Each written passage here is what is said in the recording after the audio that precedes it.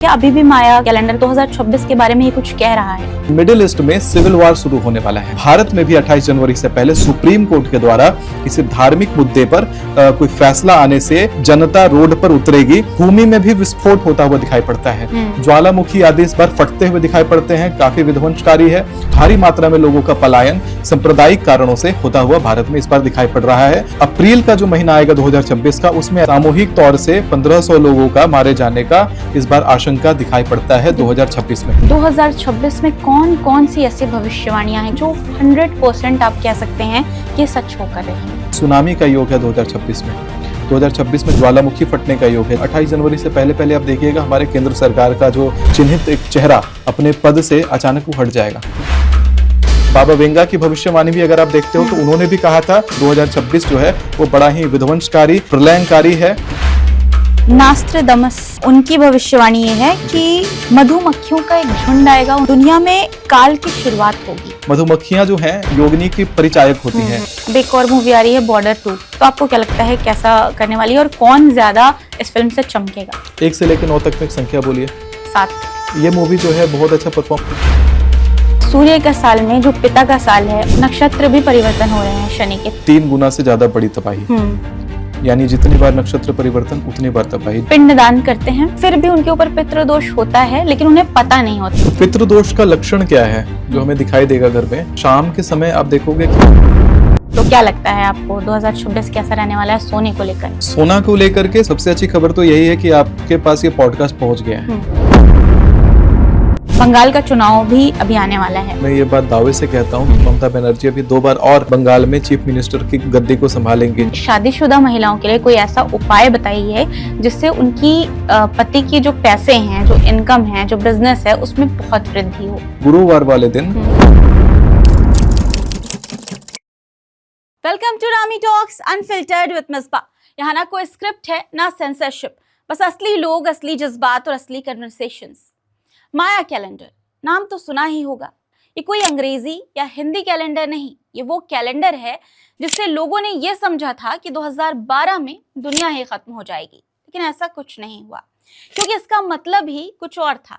2012 में माया कैलेंडर खत्म नहीं हुआ था, वो सिर्फ एक चक्र का अंत था और उसके बाद शुरू हुआ एक नया फेज, एक नया दौर 2013 से 2032 तक का। आज हम इसी माया कैलेंडर की बात करेंगे और ये 2013 से 32 के बीच आने वाले 2026 को लेकर क्या कह रहा है, क्या बता रहा है, जानने की कोशिश करेंगे। साथ ही और इत्तेफाक देखिए, 2026 सिर्फ माया कैलेंडर में ही नहीं, ज्योतिष में भी न्याय का वर्ष है। ये सूर्य का साल है और इसी साल सूर्य के पुत्र शनिदेव 3 बार नक्षत्र परिवर्तन करने वाले हैं। क्या वही शनि अब इस साल कर्म, दंड और न्याय सबके सामने रखने वाले हैं? क्या इस साल हादसे, आंदोलन, गुस्सा, युवाओं का उबाल और सिस्टम से टकराव और भी ज्यादा होने वाला है? और सबसे जरूरी सवाल, इस अग्रेशन भरे साल में हम अपने रिश्ते, पैसे और मानसिक शांति कैसे बचाएं? सबका जवाब आपको आज के इस वीडियो में मिलने वाला है, क्योंकि आज हमारे साथ हैं एक बहुत ही खास मेहमान, एस्ट्रोलॉजर सुमित आचार्य महाराज जी। तो चलिए शुरू करते हैं, बने रहिएगा हमारे साथ, क्योंकि आज का पॉडकास्ट सिर्फ भविष्यवाणी नहीं, ये चेतावनी है। और एक बार फिर से कहती हूँ, बिना स्किप किए आपको पॉडकास्ट देखना है, भले ही आप 2x पे कर सकते हैं। चलिए शुरू करते हैं।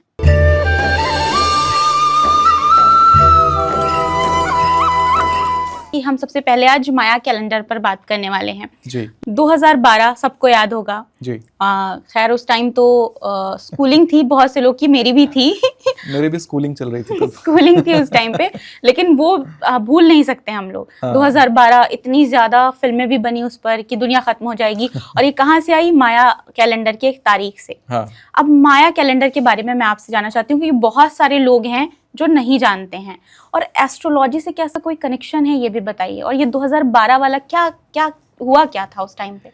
तो जो माया कैलेंडर है वो हमारे जो भारतीय तिथि परंपरा है उसी का एक रूप आप देख सकती हैं, जो विदेश से हमें अभी देखने के लिए मिला है। क्या है कि पहले पूरी जो विश्व थी वो हमारे सनातन धर्म को पालन करती थी। पूरे विश्व में सनातन धर्म था और जो हमारे राजा आदि होते थे वो 64 चतुर्युग तक राज किया करते थे, पूरे विश्व में उनका शासन हुआ करता था, कई कई लोकों में उनका शासन हुआ करता था। तो आज जो ये सब चीजें निकल करके आती हैं, माया कैलेंडर आदि, वो सब हमारे भारतीय संप्रदाय का ही भाग था। तो ये जो 14वां बख्तून आप देखेंगे माया कैलेंडर का, उस समय समाप्त हुआ था। जिस प्रकार से हमारे में चतुर्युगी सिस्टम है, हाँ। यानी कि हमारा अभी 28वां कलयुग चल रहा है। जो अभी ये जो कलयुग है जैसे हम आप बात कर रहे हैं, इससे पहले भी इस मन्वंतर में, अभी वैवस्वत मन्वंतर है, इस मन्वंतर में हम लोग ऐसा 27 बार और पहले कर चुके हैं। ये 28वीं बार आज हम लोग ऐसे डेस्क पे बैठ के बात कर रहे हैं। अच्छा। तो इसी प्रकार से क्या है कि 14 इसका आधा करते हैं तो ये होता है 14, यानी 28 का आधा 14। तो उनका जो है 14वां बख्तून चल रहा है। तो इसका जो अर्ध प्रार्ध है, जैसे हम लोग मंत्रों में भी कहते हैं कि द्वितीय प्रार्ध है, तो इसी प्रकार से ये दूसरा प्रार्ध, इसका जो अर्ध प्रार्ध है, तो अर्ध प्रार्ध 14 होता है। तो उसका अर्ध प्रार्ध समाप्त हुआ था, यानी कि एक युग का अंत हुआ था उनके माया सभ्यताओं के अनुसार, यानी 14वां बख्तून। और ये 28वां कलयुग अभी शुरू हुआ। तो इसी प्रकार से ये जो मिसकंसेप्शन उत्पन्न हुआ था कि पूरी दुनिया समाप्त हो जाएगी, ऐसा ये मिसकंसेप्शन ही था, क्योंकि 2012 में उनका वो बख्तून समाप्त हो रहा था, यानी आधा समाप्त हुआ था। आधा समाप्त होने का ऐसा कोई भी रिजल्ट हमें बहुत बड़ा देखने के लिए नहीं मिलता है जब तक ये पूरा समाप्त नहीं होता। अभी कलयुग जो है शुरुआत ही हुआ है, मात्र 5000 वर्ष हुए हैं कलयुग के, और अभी बहुत ज्यादा कलयुग बाकी है। कुल 4,32,000 वर्ष का कलयुग है। अभी बहुत कुछ हमें देखना बाकी है। तो ये कलयुग की शुरुआत में ही ऐसा कुछ हो जाना, ये एक बहुत बड़ा मिथ और एक बहुत बड़ा मीडिया स्टंट इसको लेके कह सकते हैं, फॉल्स इंटरप्रिटेशन ऑफ मैसेज इसको लेके कह सकते हैं। जैसे आपने बताया जी कि ये फॉल्स था, जी ठीक है। तो अब 2012 के बाद माया कैलेंडर ने ये बताया कि एक युग का अंत हो रहा है, यानी दूसरे युग की शुरुआत हो रही है। जी हम दूसरे युग में प्रवेश कर रहे हैं। जी अब अगर हम 2012 मतलब अंग्रेजी कैलेंडर के हिसाब से अगर देखें तो 2013 से अब 26 आ गया, जी ठीक है। और इनका कई सालों का होता होगा एक पीरियड टाइम। जी तो 2026 जब मैं पढ़ रही थी माया कैलेंडर के बारे में, तो मुझे ये था कि 2026 ये मिड साल आ रहा है हमारा। जी तो 2026 के बारे में क्या अभी भी माया कैलेंडर का अस्तित्व है, और 2026 के बारे में ये कुछ कह रहा है? देखिए 2026 जो है अपना, ये अभी ये साल ज्योतिषीय गणना के अनुसार भी बड़ा ही डिफरेंट होने वाला है। जो माया कैलेंडर का कैलकुलेशन जैसा आप पढ़ रहे हो उसमें, तो इसका प्रलयकारी तो नहीं, लेकिन विस्फोटकारी हमें इस बार दिखाई देने वाला है। 2026 जो है ये कन्या लग्न को लेकर के शुरू हो रहा है, और ये जो वर्ष है ये मंगल से सम्मत वर्ष होने वाला है। न्यूमरोलॉजिकल इसका जो कैलकुलेशन है वो मंगल सम्मत है, और बुध से सम्मत जो है इसका एस्ट्रोलॉजिकल जो वैदिक ज्योतिष कहता है, इसको बुध से सम्मत लग्न वाला बताता है। तो बुध और मंगल का जो सामंजस्य होता है तो वो विस्फोटक हो जाता है। इसी विस्फोटक सामंजस्य में एक बड़ा रेयर योग अभी 2026 के शुरुआत होते ही जनवरी में शुरू होगा, जो 16 जनवरी से लेकर के 20 जनवरी तक होने वाला है। वो मैनिफेस्टेशन कारक पंचग्रह योग शुरू होने वाला है। मतलब कहते हैं कि उसमें जो भी काम किया जाए वो काम सफल हो जाता है। यानी कि कोई लोग अगर सोच भी रहे हैं, कोई नेगेटिव सोचा आपने, तो वो नेगेटिव काम ही होता जाएगा आपके साथ पूरा समय। पॉजिटिव सोचा है तो पॉजिटिव ही होता जाने वाला है। वो 4 दिन थॉट्स को तो कंट्रोल करने हैं, लेकिन ये जो साल शुरुआत हो रहा है, चूंकि इसका जो विस्फोटक प्रवृत्ति है ये पंचग्रह योग के साथ प्रथम मास में ही लगना एक बहुत बड़ा विस्फोटक वर्ष को ये बता रहा है। जिस प्रकार से आपने देखा होगा कि 2025 के शुरुआत में मैंने बोला था कि 900 लोगों की अग्नि में झुलस करके मृत्यु की आशंका दिखाई पड़ती है। जनवरी 2025 के मेरे पॉडकास्ट में मैंने ऐसा कहा था, और महाकुंभ में भी मेरा पॉडकास्ट हुआ था, उसमें कहा था, और बकायदा न्यूज़पेपर में 48 भविष्यवाणियां मैंने प्रिंट कराई थी 10 जुलाई 2025 को, जिस भविष्यवाणियों में से सारी भविष्यवाणियां अभी तक सटीक साबित हुई हैं। जिन भविष्यवाणियों में आपका रशिया में कितने तारीख को भूकंप आना था, तो मैंने कहा था कि 25 जुलाई से लेकर के 23 अगस्त के बीच में भूकंप आएगा। 5 दिन ही हुए थे कि 30 जुलाई को रशिया में भूकंप आया था, जबरदस्त प्रलयंकारी। इसी प्रकार से जब मैंने कहा था कि केंद्र में बदलाव है 25 जुलाई से पहले, तो 22 जुलाई को अचानक हमारे उपराष्ट्रपति जगदीप धनखड़ जी इस्तीफा देके चले जाते हैं। जब मैंने कहा था कि इस बार 29 मार्च के बाद आप देखेंगे कि पूरब से शनि का प्रवेश होगा, पश्चिम दिशा की तरफ रुख करता हुआ, पूरब से लेकर के पश्चिम की तरफ प्रलयकारी इफेक्ट दिखेगा। 29 मार्च को ही शनि जैसे ही मीन राशि में प्रवेश कर रहे थे, मलेशिया में म्यांमार में जबरदस्त भूकंप आया, पृथ्वी कांपी और बहुत ज्यादा जनहानि हुई। और ये सीधा जब ये पाकिस्तान यानी पश्चिम की तरफ रुख किया था तो भारत पाकिस्तान के रिश्ते खराब हुए थे और भारत और अमेरिका के बहुत मधुर संबंध होने के बावजूद भी ये मार्च के बाद जो रिश्ते हैं वो सब खराब हो गए थे। साल की शुरुआत में मैंने बहुत सारी भविष्यवाणियां करी थी जो इस साल पूरी की पूरी सटीक साबित हुई। तो ये जो साल था वो समझिए कि शेर था, तो 2026 है वो सवा शेर होने वाला है विस्फोटक प्रवृत्ति में। जैसा 900 लोगों का प्रेडिक्शन निकला था उसी प्रकार से इस वर्ष 1500 लोगों का प्रेडिक्शन निकलता है। सामूहिक तौर से 1500 लोगों का मारे जाने का इस बार आशंका दिखाई पड़ता है 2026 में। बहुत बड़ी भविष्यवाणी है, 1500 लोग। जी, 1500 लोग। ये मतलब ये आपने इसके कुछ ट्रेसेस देखे होंगे कि मिडिल ईस्ट में बहुत बड़ा जेनोसाइड शुरू हो चुका है। आपको मैं ये बात बता दूं कि मैंने इसका प्रेडिक्शन 10 जुलाई 2025 को उसी न्यूज़पेपर में 48 प्रेडिक्शन वाले न्यूज़पेपर में डलवा रखा था, जिसका प्रूफ के रूप में मैं स्क्रीन पर इधर अटैच कर दे रहा हूँ। न्यूज़पेपर आप लोग देख सकते हो उसमें कि उस न्यूज़पेपर में आप ये डेट मिलाओगे कि मैंने ये बोला है कि 28 जनवरी से पहले 20 दिसंबर 2025 से 28 जनवरी 2026 के बीच में जो घटनाएं जस्ट अभी एक महीना ही हाथ में है और ये रिजल्ट अभी तुरंत आपके सामने होगा कि मिडिल ईस्ट में सिविल वॉर शुरू होने वाला है। और आपका जो वेस्टर्न कंट्रीज है वहां पे सांप्रदायिक हिंसा जबरदस्त तरीके से विद्रोह लेने वाली है। ये 10 जुलाई की प्रेडिक्शन, हालांकि इसका भी ट्रेसेस अभी आप देख रहे होंगे कि जितने वेस्टर्न आइडियोलॉजी फॉलो करने वाले कंट्रीज हैं, चाहे ऑस्ट्रेलिया हो, चाहे अमेरिका हो, चाहे ब्रिटेन हो, उन सभी कंट्रीज में आप देख रहे होंगे जबरदस्त अभी रिलीजियस वॉर का एक फेज बनता हुआ दिखाई पड़ रहा है। और वो जो विस्फोटक प्रवृत्ति है वो जनवरी के बाद में वो रूप लेने लगेगा, 2026 का विस्फोटक प्रवृत्ति। यानी कि अभी तक विस्फोटक नहीं, अभी तक तो डिबेटेबल है, डिबेट हो रहा है, अभी तक विरोध प्रदर्शन हो रहा है, प्रोटेस्ट हो रहा है, लेकिन उसके बाद वो विस्फोटक रूप लेगा। और भारत में भी 28 जनवरी से पहले सुप्रीम कोर्ट के द्वारा किसी धार्मिक मुद्दे पर कोई फैसला आने से जनता रोड पर उतरेगी और जबरदस्त वहां पे भी आप देखेंगे कि विरोध प्रदर्शन होगा और काफी ज्यादा उसमें थोड़ा वायलेंस होता हुआ दिखाई पड़ता है इसी 28 जनवरी से पहले। तो कुछ ऐसी घटनाएं हैं जो अभी दिखाई पड़ती हैं 2026 में। तो हाँ, ये कह सकते हैं कि माया कैलेंडर ने जिस प्रकार का उत्पात के बारे में बताया था, हमारे ज्योतिषीय विज्ञान उससे भी पहले ये सब कुछ के बारे में डिबंक करके, क्योंकि हमारा तो सनातन है। सनातन है मतलब कि आप चाहे सृष्टि के शुरुआत में भी जाना चाहो, आप किसी भी ग्रह पर जाकर के इसकी गणना करोगे तो आपको ये सेम गणना मिलेगी कि सन 2026 जो कि 28वां कलियुग यानी अष्टाविंशतितमे कलियुग, कलि प्रथम चरणे, तो इस कालखंड में जो घटना घटने वाली है उसको हम निकाल सकते थे, पहले भी निकाल सकते थे, आज भी निकाल करके जो देख रहे हैं कि 2026 जो है वो बड़ा ही विध्वंसकारी, प्रलयंकारी है। बाबा वेंगा की भविष्यवाणी भी अगर आप देखते हो तो उन्होंने भी कहा था कि भूमि में भी विस्फोट होता हुआ दिखाई पड़ता है, ज्वालामुखी आदि इस बार फटते हुए दिखाई पड़ते हैं, काफी विध्वंसकारी है। सुनामी आदि का इस बार बहुत ज्यादा आशंका 2026 में दिखाई पड़ता है। और साथ में मैंने एक और बात कही थी, ये फ्लाइट दुर्घटना वाली, जो कि काफी लोगों ने शेयर भी करा था कि 28 जनवरी से 23 फरवरी के बीच में फ्लाइट टिकट हो सके तो जितना हो सके आप अवॉइड करें तो आपके लिए सेफ रहता है।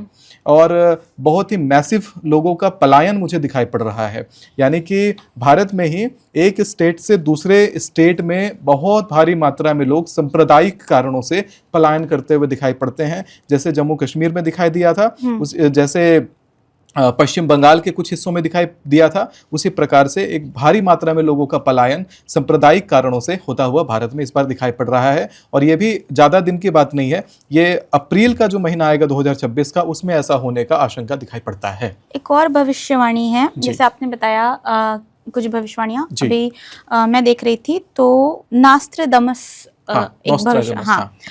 उनकी भविष्यवाणी ये है कि मधुमक्खियों का एक झुंड आएगा। उन्होंने यूरोप को लेकर एक भविष्यवाणी की है, झुंड आएगा और दुनिया में काल की शुरुआत होगी। तो मैं ये जानना चाहती हूँ मधुमक्खी के झुंड से क्या मतलब है उनका, मतलब क्या वो कहना चाह रहे हैं?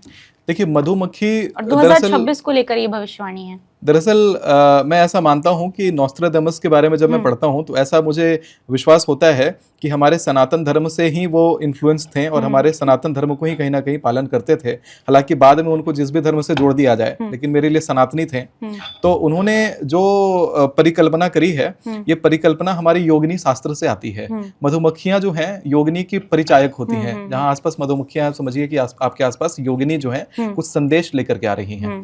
और योगिनियों का संदेश है, जो जब भी प्रलयंकारी घटनाएं घटने वाली होती हैं तो मधुमक्खियों का जो झुंड है बहुत ज्यादा एक्टिवेट हो जाता है और एक जगह से दूसरे जगह बहुत तेजी से स्थानांतरण करने लगता है।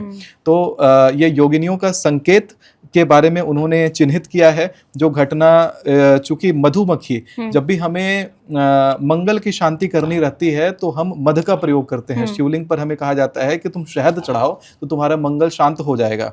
तो मधु जो है उसका मंगल से सीधा संबंध होता है। ये जो 2026 वर्ष है वो मंगल का ही नंबर लेकर के आ रहा है। और बुध अर्थात पादप यानी प्लांट्स, ये प्लांट्स जो हैं वो बुध के परिचायक होते हैं। बुध लग्न का लेकर के ये 2026 वर्ष आ रहा है। और चूंकि मैंने कहा कि मंगल और बुध का जब मिश्रण होता है कुंडली में तो विस्फोटकारी बन जाता है।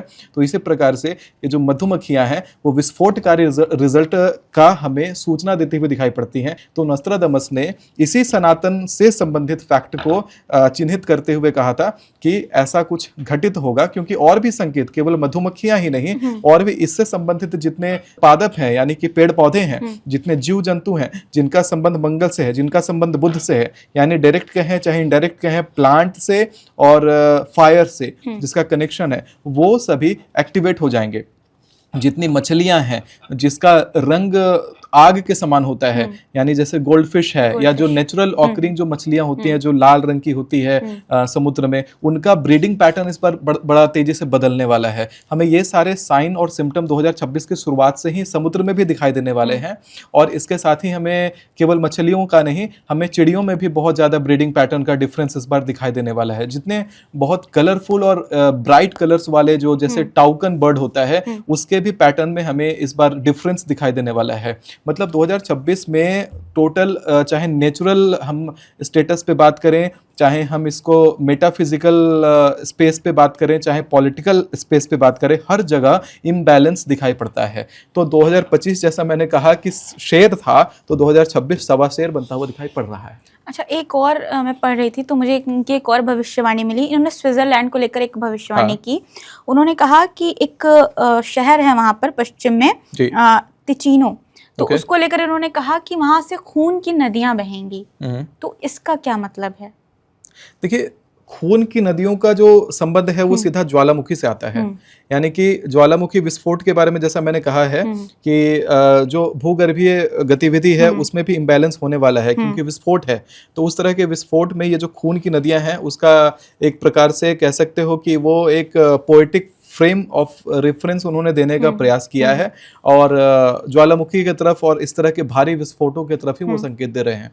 तो जैसे मैंने बोला ना कि वेस्ट में इम्बैलेंस है, शनि भी इस बार मीन राशि में है, शनि मीन राशि में है और बुध से शाल शुरू है, मंगल का नंबर है, सभी मिलकर के अंगारक दोष बना रहे हैं। मंगल और शनि मिलकर के अंगारक दोष बना रहे हैं। अंगारक यानी अंगार का शरीर, यानी अग्नि का शरीर।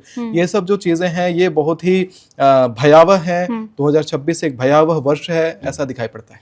अच्छा, आपने अभी बात की मिडिल ईस्ट की बात की आपने, अब यूरोप को लेकर भी एक भविष्यवाणी की गई है। एक ब्राजील के एक भविष्यकर्ता हैं, एथोस नाम है उनका, जिन्होंने ये बोला कि यूरोप में बहुत कुछ अंधकार हो जाएगा, ब्लैकआउट होगा 2026 में यूरोप में।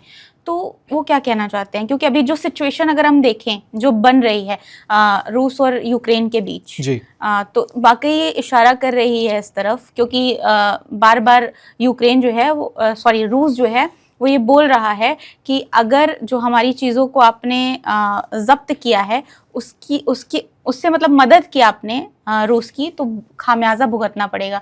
तो क्या आपको लगता है कि युद्ध अभी शांत नहीं होने वाला और ज़्यादा प्रलय आएगा यूरोप में? यूक्रेन के डोनेट्स्क प्रोविंस में लाइमन नाम का एक सिटी है।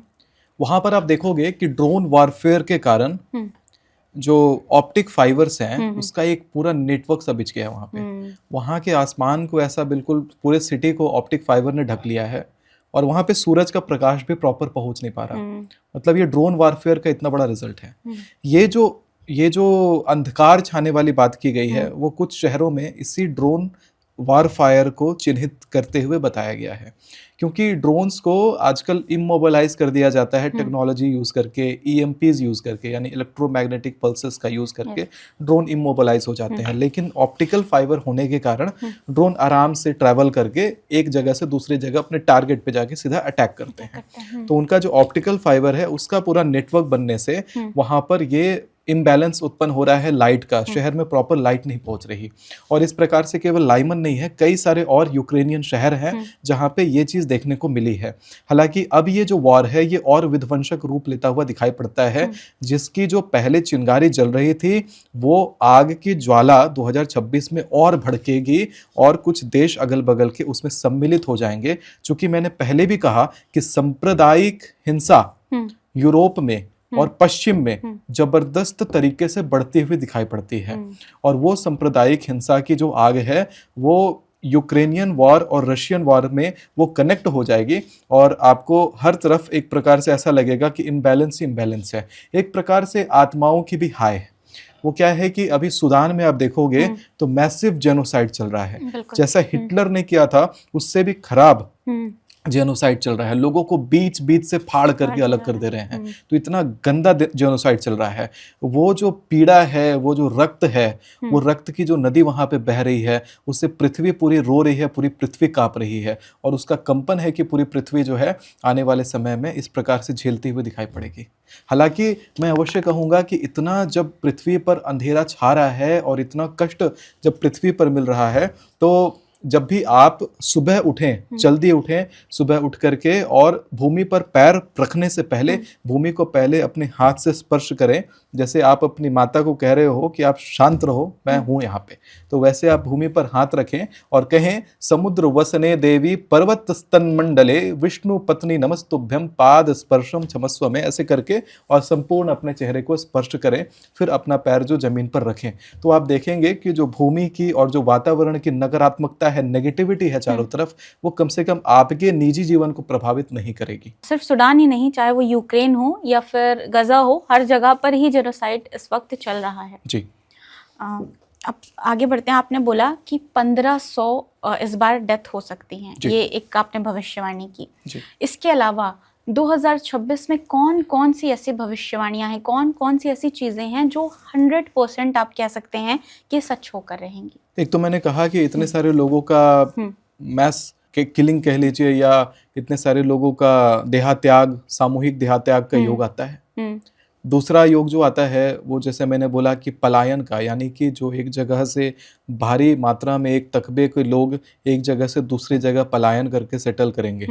तो जैसा कश्मीर में देखने के लिए मिला था, कुछ वैसा बांग्लादेश में भी इस वक्त बांग्लादेश की स्थितियां तो बड़ी अलग हैं। मैं भारत देश के अंदर की बात कर रहा हूँ। अपने भारत देश में ये सारी चीजें देखने के लिए मिलेंगी।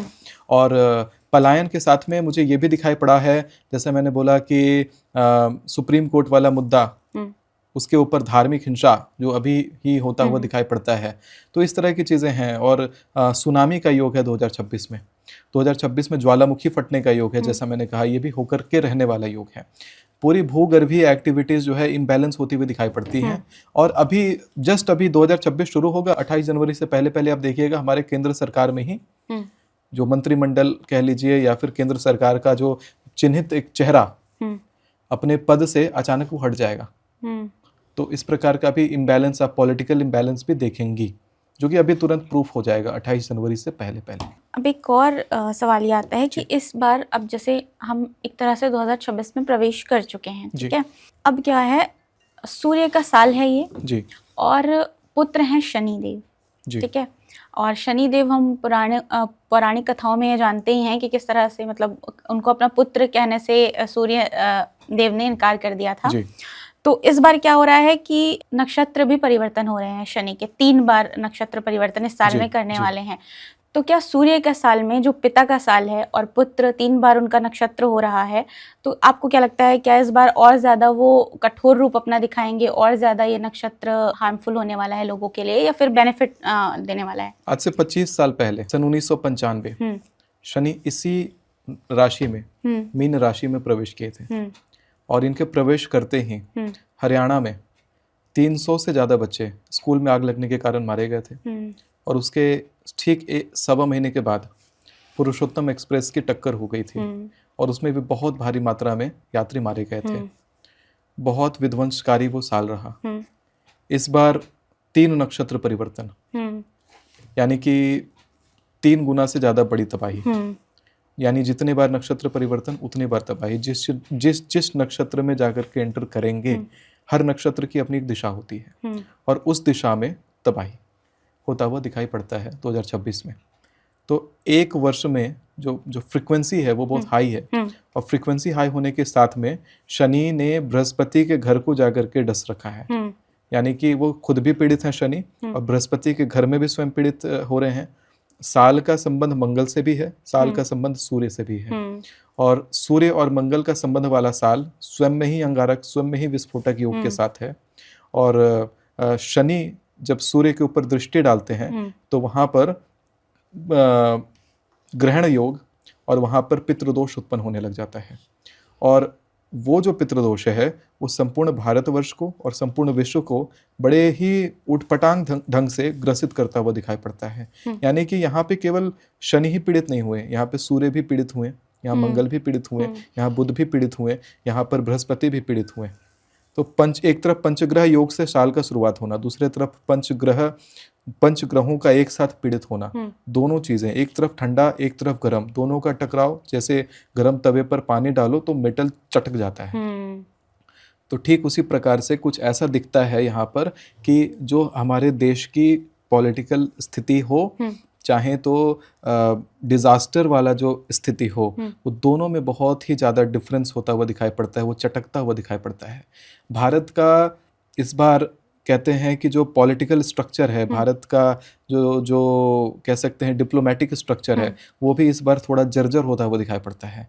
मैं तो यही कहूँगा भारत की सरकार से कि जितना जल्दी हो सके अपने बॉर्डर्स पर काम करिए, बॉर्डर्स को सील करिए, क्योंकि जिस भारत देश को हमने इतने सालों से बचाया है, आज के डेट में भारत देश में बाहर से घुसपैठिए बिना पासपोर्ट के अंदर आ जाते हैं, बिना वीज़ा के अंदर आ जा रहे हैं, नेपाल के रास्ते आ रहे हैं, बांग्लादेश के रास्ते आ रहे हैं, म्यांमार के रास्ते आ रहे हैं, अपने सारे रास्ते खोल रखे हैं। फिर आप कहते हो कि भारत का सिस्टम सेफ है, वो आराम से आधार कार्ड पा रहे हैं, आराम से चुनाव में खड़े हो रहे हैं और जीत भी जा रहे हैं। बहुत सारे राज्यों में उन्होंने अपनी अच्छी पकड़ बना रखी है और हम लोग किस भ्रम में जी रहे हैं कि हमारा भारत का जो सिस्टम है वो बहुत ही स्टेबल है। तो 2026 में जैसा नेपाल में देखने के लिए मिला था इनस्टेबिलिटी, उससे सिमिलर इनस्टेबिलिटी का कुछ शुरुआती कदम 2026 में देखने के लिए भारत में मिल जाएगा और वो शुरुआती कदम बहुत ही जल्द एक असर लेता हुआ दिख रहा है, क्योंकि मैंने कहा ये मैनिफेस्टेशन का साल है। जो नई चीज़ इस बार घटित होने वाली है वो आगे बहुत समय तक इम्पैक्ट देगी। तो जो नई चीज़ शुरू होगी यानी पॉलिटिकल इनस्टेबिलिटी शुरू होगी, वो आगे भी बहुत तेज़ी से इम्पैक्ट देगी। ऐसा भी हो सकता है कि भारत में किसी प्रकार से डिक्टेटरशिप का शुरुआत होने का एक कदम और रख दिया जाए। तो ऐसी चीज़ें भी भारत में हमें दिखाई पड़ रही हैं, जो अगर सिविक्स के सेंस से देखें या अगर हम लोग अपने कहते हैं पॉलिटिकल साइंस के हिसाब से देखें तो वहाँ पर वो चीज़ें हमें इम्पॉसिबल सी लगती हैं, ऐसा हमें हमारे दिमाग में डाल दिया गया है। लेकिन जब स्ट्रक्चर को सामने देख रहा हूँ मैं बिखरता हुआ, स्ट्रक्चर को जर्जर होता हुआ, तो यही दिखाई पड़ता है कि चाहे ज्योतिषीय गणना हो चाहे पॉलिटिकल गणना हो, दोनों तरफ से भारत भी बहुत इनस्टेबल है और जिसकी जर्जरता 2026 में फूटती हुई दिखाई पड़ती है। तो वो जो विस्फोट है वो कहीं ना कहीं से भारत के ही स्ट्रक्चर को भी चटकाता हुआ दिखाई पड़ रहा है।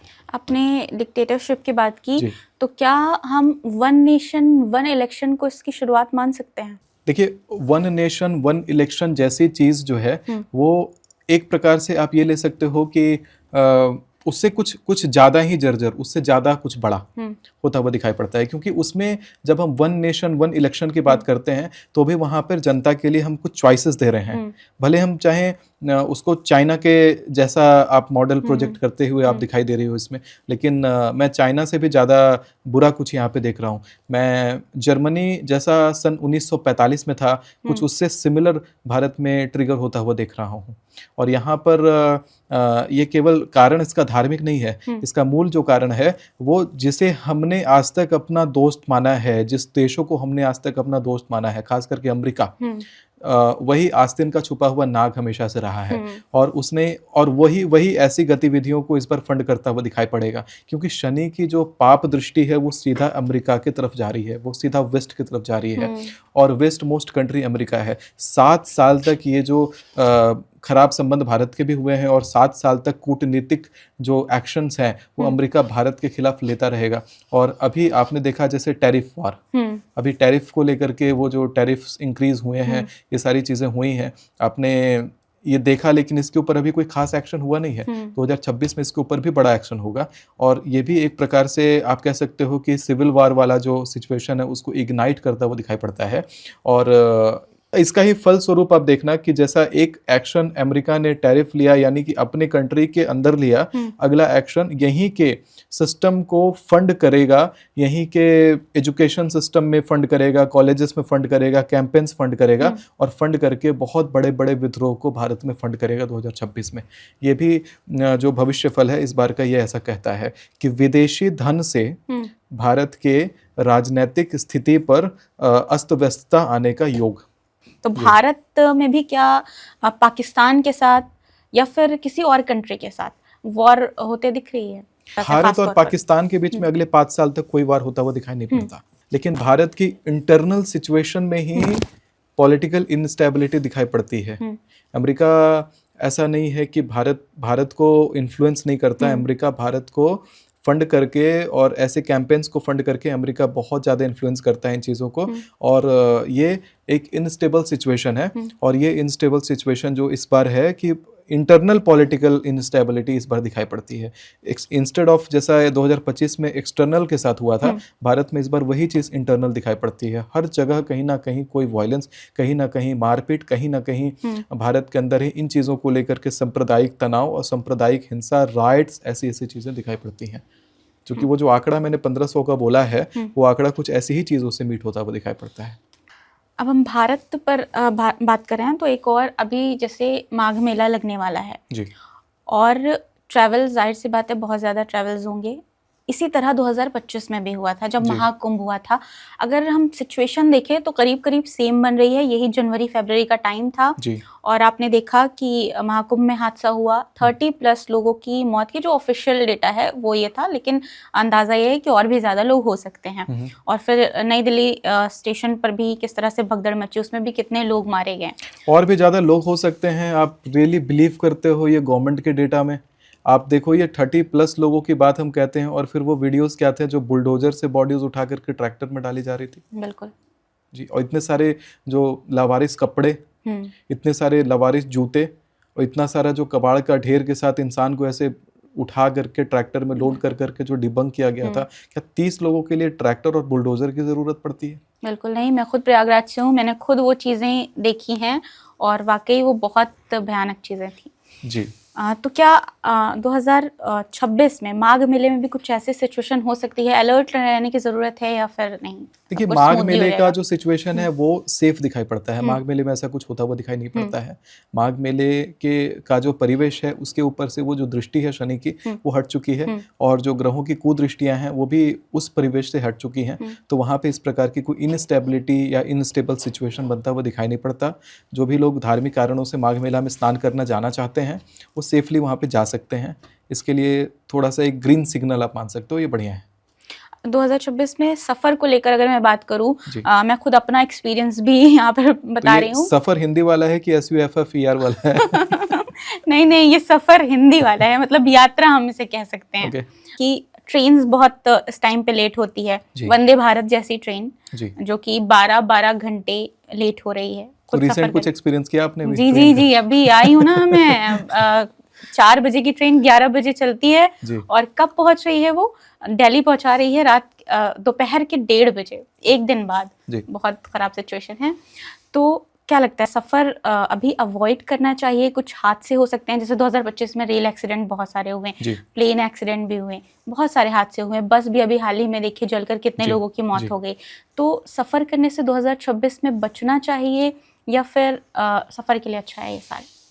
देखिए ये साल सफर के लिए अगर अच्छे की बात की जाए तो कुछ राशियों के लिए खास में अच्छा है। देखा जाए मिथुन राशि के लिए, तुला राशि के लिए और कन्या राशि के लिए और कुंभ राशि के लिए ये साल सफर के हिसाब से बढ़िया है। और सफर के हिसाब से केवल बढ़िया नहीं है, उनकी मैरिटल लाइफ में भी कुछ ऐसी डिसीजन है या जो नए कपल्स हैं उनके लिए भी ऐसा है कि कुछ रोमांटिक मोमेंट्स वो सफ़र के कारण वो एक्सपीरियंस करने वाले हैं। उनके साथ कुछ रोमांटिक ट्रेवल्स ऐसे अलाइन होती हुई दिखाई पड़ती हैं और वो अभी 15 जनवरी के बाद इस तरह का योग शुरू हो जाएगा। हालांकि बाकी जनमानस के लिए मैं कहूँगा कि 28 जनवरी से लेकर के 23 फरवरी के बीच में थोड़ा हो सके तो हर प्रकार का सफ़र थोड़ा अवॉइड करिएगा, क्योंकि यान दुर्घटना करके साक्षात योग है।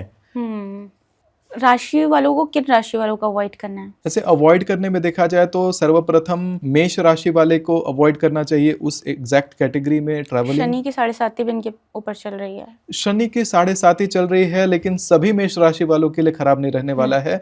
कुछ ऐसे मेष राशि वाले जातक हैं जिनके शनि उच्च का भाव में बैठा हुआ है, उनको बहुत ज़्यादा फायदा और बहुत ज़्यादा शोहरत और बहुत ज़्यादा लाभ भी देने वाला है शनि की 7.5। तो एक मन में भ्रम जो आ जाता है कि शनि की 7.5 शुरू हुई है, तो बहुत लोगों को यही जो योग है 7.5 का वो करोड़ों में खिलवा देती है, करोड़पति बनवा देती है। जी, तो इसलिए बेटर ये होगा कि इंस्टेड कि आप इन चीज़ों को ऐसे पॉडकास्ट में जब आप देखते हो कि 7.5 या वीडियोस में जब आप देखते हो 7.5 शुरू हो गई है, तो डरने के बजाय मैं यही कहूँगा कि अच्छे ज्योतिषाचार्य से आप सलाह लें पहले, तब आप डिसाइड करें कि आपकी 7.5 है कैसी।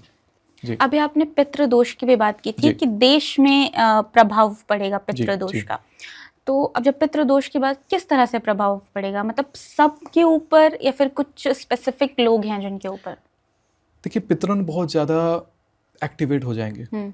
होगा क्या कि जब पितृदोष ग्रहों में लगता है और जब संपूर्ण पृथ्वी पर पितृदोष लगता है या संपूर्ण भारतवर्ष में पितृदोष लगता है, तो उसका असर ऐसा होता है कि जो पितृण पहले से पीड़ित थे, जिनको भोजन अन्न आदि नहीं मिल रहा था, तो ये कहते हैं ना कि आप अगर भूखे हो और प्यासे हो, प्यास लगी है और आपको कोई घर में से निकाल करके एकदम चिलचिलाती हुई धूप में बाहर खड़ा कर दे, तो आपकी प्यास बहुत तेज बढ़ेगी और आप दरवाजा पीटने लगोगे पानी पीने के लिए।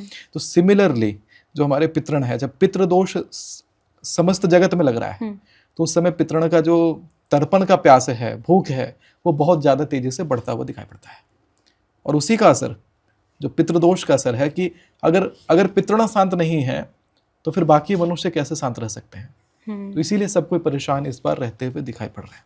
अब एक और सवाल, पितृ की बात हो रही है, तो जैसे कुछ लोग हैं वो कुछ लोग क्या, सब लोग ही हैं, पिंड दान करते हैं और उसके बाद वो निश्चित हो जाते हैं कि अब काम खत्म, अब हमको कोई पितृदोष कुछ नहीं होने वाला है। लेकिन फिर भी उनके ऊपर पितृदोष होता है, लेकिन उन्हें पता नहीं होता। बहुत से ऐसे लोग हैं जो इस चीज़ से सफ़र कर रहे होते हैं। तो क्या कोई तरीका है जिससे ये जान सकते हैं हम कि हमारे ऊपर पितरों का दोष है या नहीं है? देखिए तरीका तो ज्योतिषी बता देंगे पितरों का दोष है कि नहीं, लेकिन मैं मूल रूप से ये बताऊंगा कि पितृदोष का शांति कराने लोग जाते हैं, लेकिन एक गलती करके आ जाते हैं जिसके कारण उनका पितृदोष शांति नहीं होता और लोग ये भ्रम में रह जाते हैं कि पितृदोष शांत हो गया, लेकिन कुछ रिजल्ट नहीं मिलता। लोग गया भी जाकर के श्राद्ध करा रहे हैं लेकिन उनकी शांति नहीं मिलती।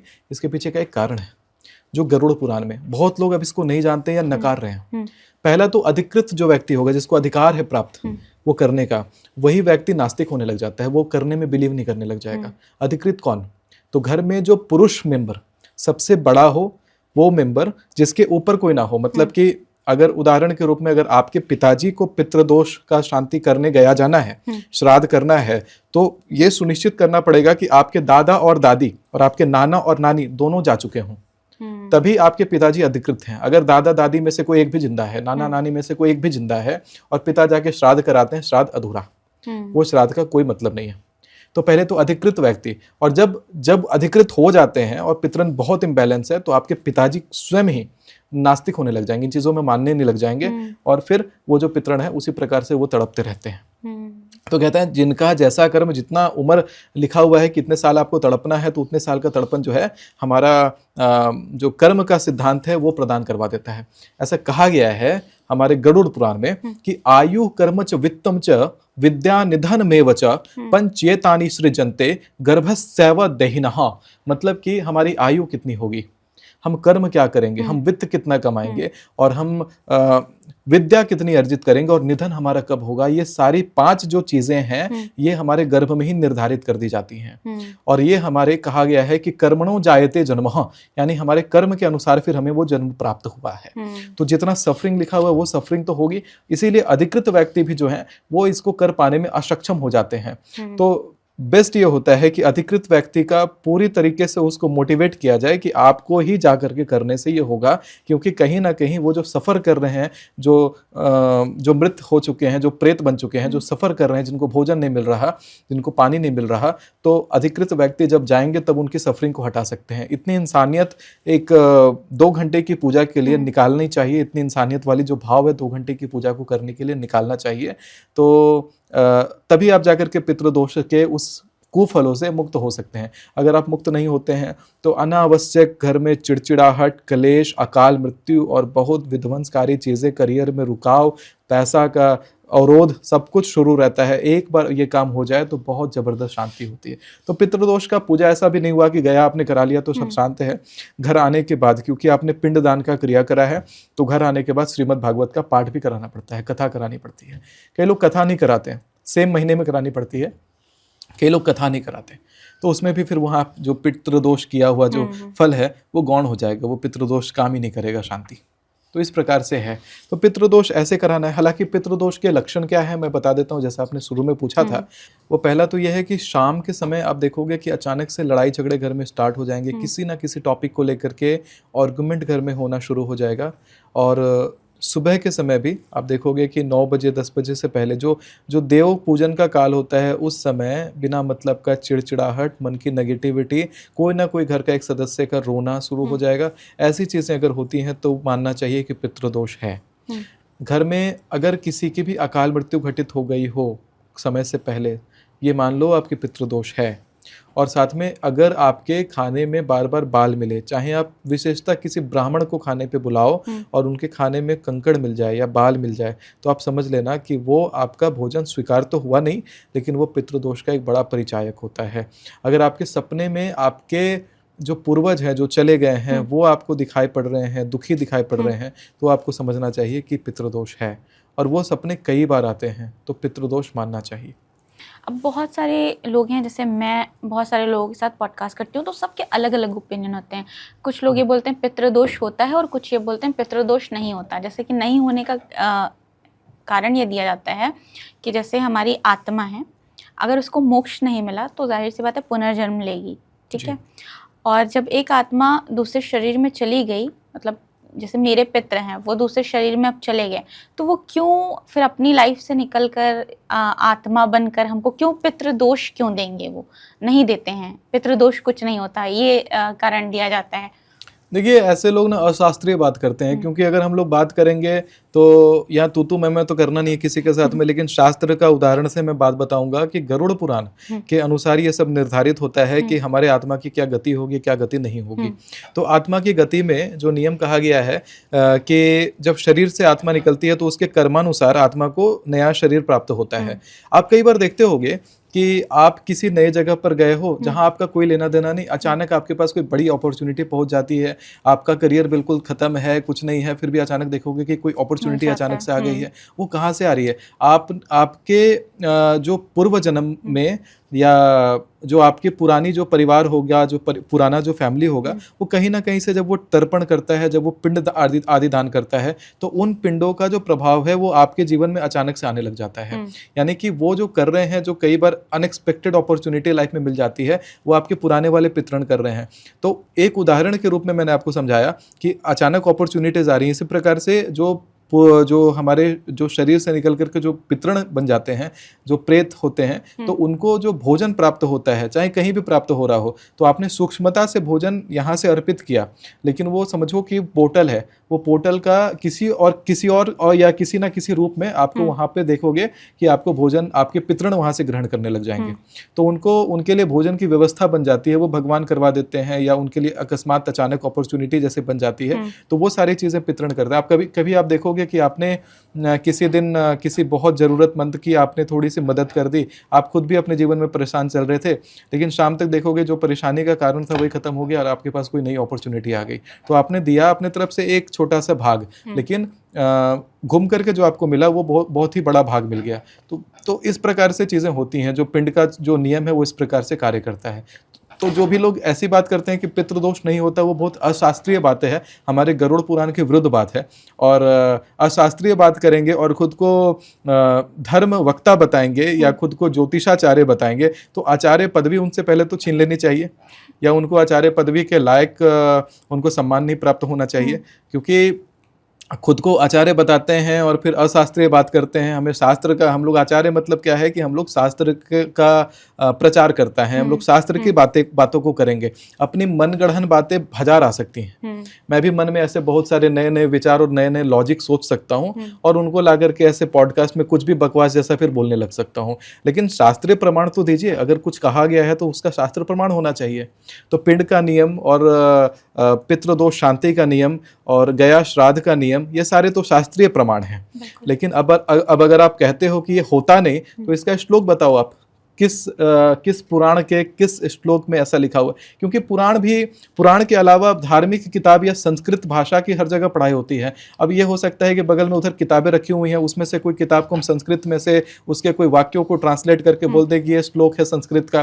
तो संस्कृत का श्लोक होना मैटर नहीं करता, संस्कृत में मैं भी रचनाएं कर सकता हूँ। मैटर ये करता है कि किसी ग्रंथ के किसी श्लोक संख्या में अगर ऐसा लिखा हुआ है तो फिर मैं उस बात को मानूं। अगर वो बात नहीं है और फिर भी आप इस बात का दावा करते हो, तो आप उस बात को अगर साबित नहीं कर पाते हो तो फिर अपनी आचार्य पदवी छोड़ो, क्योंकि आप अशास्त्रीय बात फैला रहे हो। आप अधर्म, अशास्त्रीय मतलब अधर्म।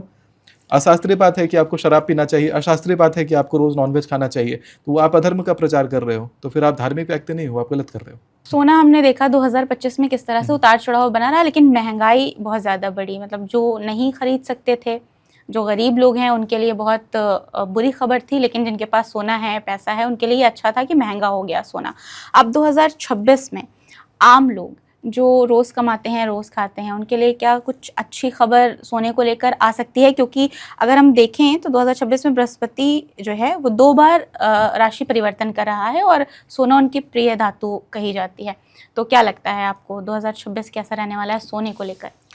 सोना को लेकर के सबसे अच्छी खबर तो यही है कि आपके पास ये पॉडकास्ट पहुंच गया है। सोना का जो दाम है इस वर्ष 1,90,000 के आसपास में ट्रेंड करने वाला है। 1,90,000, 50,000 तक अभी तक मैं सुन रही थी, आपने बोला 90,000 जी, 2 लाख के आसपास। हाँ, ट्रेंड करने का योग आ रहा है। अब इस प्रकार का उछाल सोने के रेट में अगर आता हुआ दिखाई पड़ता है तो सबसे बढ़िया बात है कि अभी आपकी कैपेसिटी जितने भी सोना खरीदने की है उतना सोना आप खरीद करके रख लीजिए, क्योंकि आने वाले समय में ये और भी ज़्यादा मुश्किल हो जाएगा। तो जो आपने ये सोचा कि गुड न्यूज़ क्या है, तो गुड न्यूज़ ये है कि सही समय पर आपको ये पॉडकास्ट मिला है। अभी आप अच्छा पैसा कमा लोगे। आप बैंक में पैसे रखते क्यों?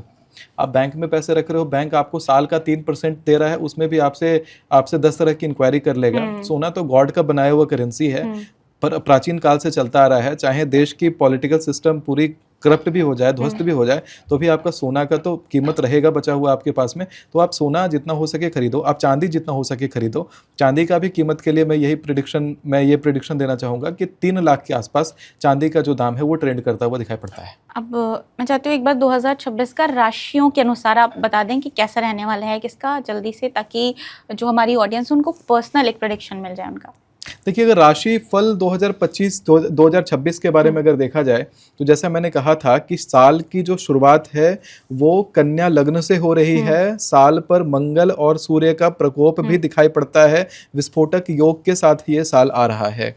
अब इसमें शनि जो है वो मीन राशि में जाकर के गोचर करके बैठे हुए हैं, जो पहले से ही गुरु चंडाल का फल दे रहे हैं। इसके अनुसार मैं अब प्रतिपादित करता हूं कि मेष राशि वालों के लिए ये वर्ष कैसा रहेगा। तो मेष राशि वालों के लिए वर्ष थोड़ा सा चैलेंजिंग रहने वाला है। जितना लिबरेशन आपने 2025 में अपने लिए देखा था, 2026 में थोड़ा सा कठिन रहेगा।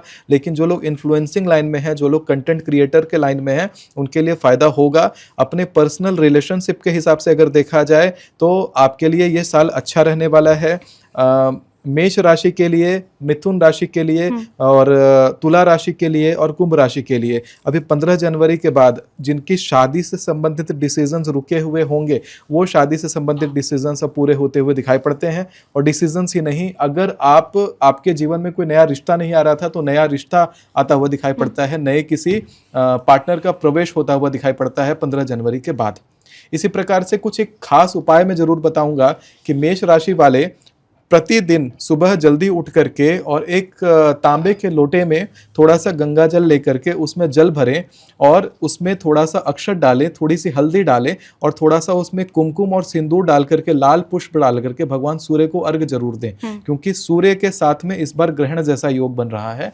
और इसलिए आप ये जो मंत्र है कि एहि सूर्या सहस्त्रांशो तेजो राशि जगतपते अनुकंप्यम माम भक्त्याः गृहाण अर्घ दिवाकरः, चाहे इस मंत्र का प्रयोग कर सकते हैं। अगर मंत्र याद ना हो तो आप 7 बार घृणी ही बोल करके आप भगवान सूर्य को आप जल देना शुरू करें, तो आप देखेंगे 2026 आपका बहुत ही बढ़िया बीतेगा। जो मसूर की दाल होती है, लाल मसूर वाली जो दाल होती है, आपको वो चिड़ियों को दाने में देना चाहिए और जितना हो सके मंदिर में, चाहे तो किसी भंडारे में उसका सेवा आपको देना चाहिए लाल मसूर की दाल का। इससे आपको बड़ा लाभ प्राप्त होगा।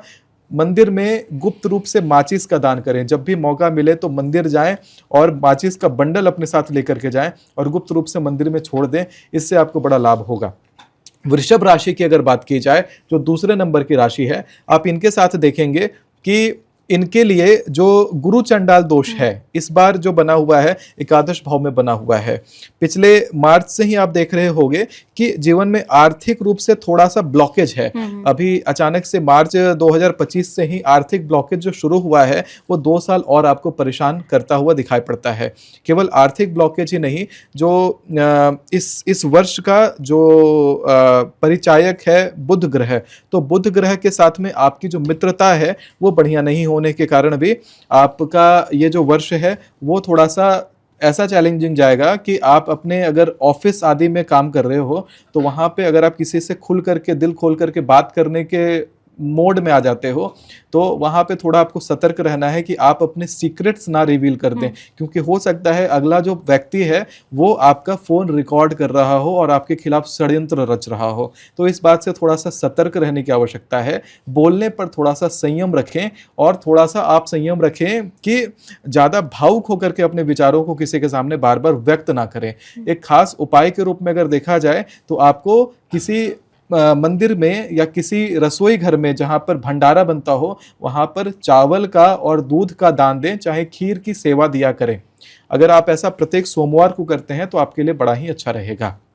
मिथुन राशि के जहां तक बात की जाए तो मिथुन राशि वाले जो जातक हैं इस बार आपको ट्रैवल करना चाहिए। ट्रैवल करने से आपके जीवन में नए अवसर खुलने वाले हैं, यानी कि जब आपका कहते हैं कि पैर जब लंबी यात्राएं करेगा तो लंबी यात्राओं से उसका जो घर्षण का फल है वो आपके जीवन में धन योग बनाता हुआ इस बार दिखाई पड़ता है। ये साल आपके लिए नई नई अपॉर्चुनिटी लेकर के आ रहा है। अगर आप बिजनेस करने का बहुत समय से प्लान कर रहे थे तो वो बिजनेस इस वर्ष आप शुरू कर सकते हैं। ऐसे बिजनेस शुरू करने के लिए 16 से 20 जनवरी के बीच का समय बहुत ही बढ़िया माना गया है। इस बीच में अगर आप किसी प्रकार का बिजनेस शुरू करते हैं तो आपके लिए अच्छा है। मिथुन राशि वाले जो जातक हैं वो हरी मूंग की दाल मंगलवार की रात को पानी में भिगो के छोड़ें और बुधवार की सुबह में जाकर के वो मूंग की दाल को चिड़ियों को खाने के लिए दें, तो उससे उनके जीवन में बड़ा ही अच्छा फल प्राप्त होगा। इसके साथ ही आप हो सकता है अगर आप मैरिड हैं, चाहे आपकी लाइफ पार्टनर है, तो उनके साथ यात्राएं करें। यानी थोड़ा सा समय आप लीजर के लिए निकालें, अपने थोड़ा सा कंफर्ट के लिए, सेल्फ कंफर्ट के लिए थोड़ा सा समय निकालें, तो आपके लिए ये जो आने वाला वर्ष है वो बड़ा ही सुगम रहने वाला है। थोड़ा सा आप राजयोग को इस बार एंजॉय करते हुए दिखाई पड़ते हैं। जो कर्क राशि वाले, चतुर्थ जो भाव है वो कर्क का है। कर्क राशि वाले जो जातक हैं उनके लिए ये जो वर्ष है 2026 वो थोड़ा सा चुनौतीपूर्ण रहने वाला है। जीवन में थोड़ा सा आपको भी सतर्क रहने की आवश्यकता है गाड़ी लेने के हिसाब से या गाड़ी चलाने के हिसाब से। हो सके तो ड्राइवर को लेकर के आप गाड़ी चलाएं तो आपके लिए अच्छा रहेगा। इसके साथ ही आपको ये भी देखना चाहिए कि आप कोई भारी निवेश ना करें। अगर शेयर मार्केट में आप काम करते हैं तो ज़्यादा रिस्क ना लें, बहुत कैलकुलेटिव या बहुत ही थोड़ा रिस्क लेकर के काम करें। आप लोगों को कंसल्टेंट आप इस बार थोड़े से कंसल्टेंट बनते हुए दिखाई पड़ते हैं, थोड़ा सा आत्मचिंतन की तरफ जाते हुए दिखाई पड़ते हैं। आप दिखाई पड़ते हैं कि आप अपने आप को अवलोकित करेंगे कि आज तक मैं जो काम कर रहा था वो सही था क्या। इस प्रकार का थॉट्स मन में आपके बहुत बार आएगा। आप अपने आपके अस्तित्व को कई बार क्वेश्चन करोगे। आपके लिए एक छोटी सी रिकमेंडेशन है कि आप अपने पुराने कॉन्टैक्ट्स को खंगालना शुरू करो। पुराने कॉन्टैक्ट्स इस बार आपके लिए कुछ नई अपॉर्चुनिटीज़ लेकर के आने वाले हैं। अपने पुराने कॉन्टैक्ट्स जिनसे बहुत समय से बातचीत नहीं हुई थी, बस आप फ़ोन घुमाओ और उनसे बात करना शुरू करो। आप देखोगे कि कुछ बड़ी अपॉर्चुनिटी अब आपके हाथ लगने वाली है, अगर आप अपने पुराने कॉन्टैक्ट्स का सहारा लेकर के काम करते हो तो। कर्क राशि वाले जो जातक हैं उनको भगवान चंद्रदेव को अर्घ देना चाहिए। रात्रि को दूध में थोड़ी सी चीनी मिला करके, ऐसा आप पीतल के लोटे में या चांदी के लोटे में आप दूध और चीनी डाल करके अर्घ देते हो तो आपके लिए बढ़िया रहेगा। इसी प्रकार से पांचवी जो राशि है सिंह राशि, तो सिंह राशि के हिसाब से अगर देखा जाए तो सिंह राशि वाले जो जातक हैं उनके लिए ये जो वर्ष है वो बड़ा ही ऊर्जावान रहने वाला है। वो विस्फोटक ऊर्जा का जो मैंने बात करा था 2026 के साथ में, वो आपके राशि पर बहुत अच्छा भली भांति उगता हुआ दिखाई पड़ता है। इस बार आप थोड़ा सा हड़बड़ी में डिसीजन लेते हुए दिखाई पड़ेंगे। बहुत सारे फैसले जो लंबे समय से आपने नहीं लिए थे वो इस वर्ष आप लेते हुए दिखाई पड़ते हैं। बहुत सारे फैसलों का आपको अच्छा रिजल्ट भी मिलता हुआ दिखाई पड़ता है। कई सारे फैसले आप लेने में झिझक रहे थे, वो फैसले ये वर्ष लेने के लिए बढ़िया है। सिंह राशि वाले जो जातक हैं वो उपाय के रूप में क्या करेंगे कि हर रविवार को आदित्य हृदय स्तोत्र का पाठ करेंगे और वो जल में किसी जलाशय के पास जाकर के लाल रंग का वस्त्र उस जलाशय को माता मान करके उसको अर्पित करके आएंगे। ऐसा आप अगर वर्ष के शुरुआत यानी जनवरी में ऐसा आप कर लेते हैं, किसी रविवार को कर लेते हैं तो आपके लिए बड़ा ही सुगम रहेगा। आपको हवन करना चाहिए सूर्य भगवान के मंत्रों से, चाहे घृणी मंत्र जो है, जो बीज मंत्र है भगवान सूर्य देव का, उससे अगर आप हवन करते हैं प्रतिदिन तो आपके लिए बड़ा ही सुगम फल प्राप्त कराएगा।